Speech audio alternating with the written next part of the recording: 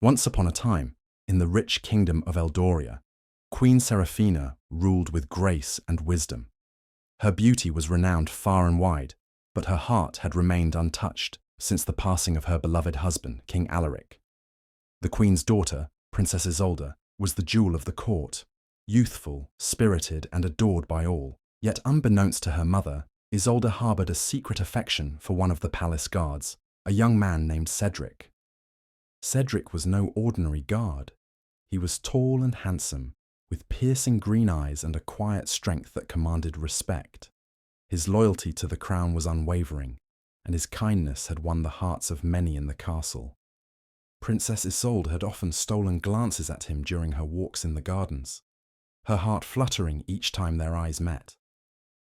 But Cedric, ever dutiful, kept his distance, knowing the class difference that lay between a princess and a guard. One evening, Queen Seraphina found herself walking down the palace halls, unable to sleep. The weight of her responsibilities pressed heavily upon her, and she followed a sweet melody in the moonlit gardens. As she strolled among the roses, she heard the faint sound of a lute being played.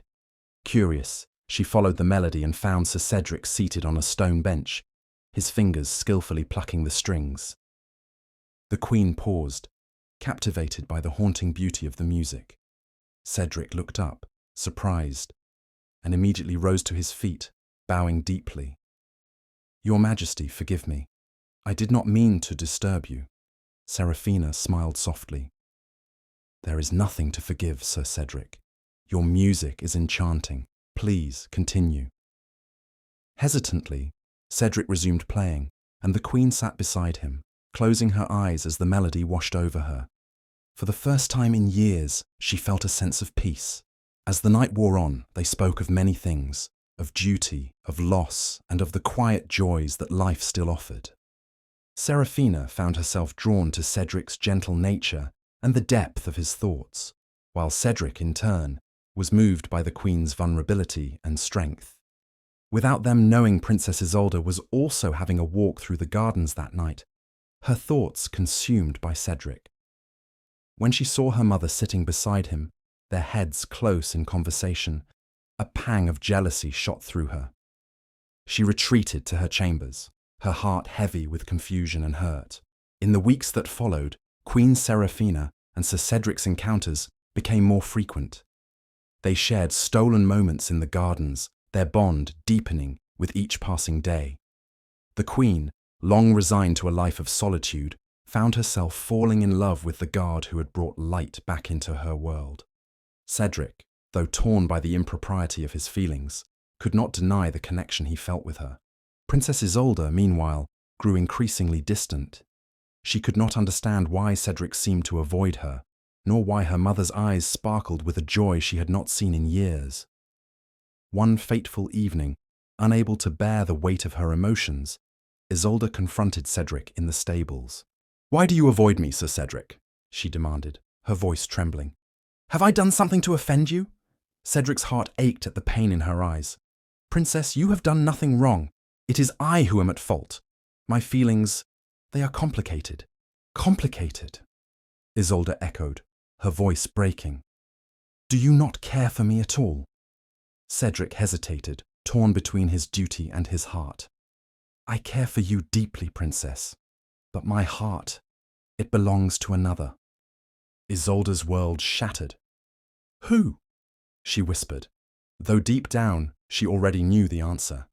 Before Cedric could respond, Queen Seraphina appeared at the stable entrance, her expression one of sorrow and understanding. "Isolde," she said gently, "we must talk."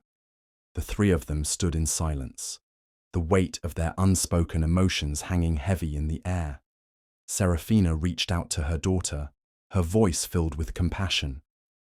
"I never meant to hurt you, my dear. But love, as you will learn, is not something we can control." Isolde's tears flowed freely as she looked between her mother and Cedric. "How can this be?" she cried. "How can you both betray me so?" "It was never our intention," Cedric said softly. "But the heart follows its own path.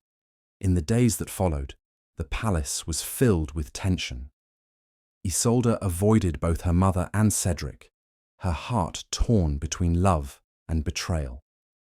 Serafina, burdened by guilt, tried to repair the broken relationship between them, but the princess remained distant. One evening, as the sun dipped below the horizon, Isolde found herself standing at the edge of the palace's highest tower.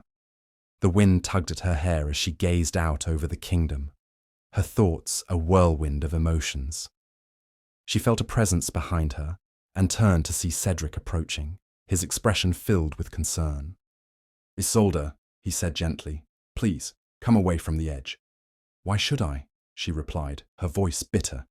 "What is left for me now?" Cedric stepped closer, his eyes pleading. "You are the future of this kingdom. Your people need you. And I need you to know that my love for you, though different from what you hoped, is no less real." Isolde's resolve wavered as she searched his face. "But you love her," she whispered. "I do," Cedric admitted, "but that does not diminish the care I have for you. You are like a sister to me, Isolde, and I would give my life to protect you." Tears streamed down Isolde's cheeks as she finally allowed herself to let go of the pain that had consumed her. She stepped away from the edge and into Cedric's embrace, finding consolation in his words. In the weeks that followed, the three of them worked to rebuild the trust that had been broken. Though the road was not easy, they found a way to move forward, bound by their shared love for each other and for the kingdom they served. And so, in the kingdom of Eldoria, love triumphed over heartache, and the bonds of family proved stronger than the trials of the heart. Queen Serafina and Cedric's love remained a secret, known only to a few. While Princess Isolde grew into a wise and compassionate ruler, her heart healed by the power of forgiveness.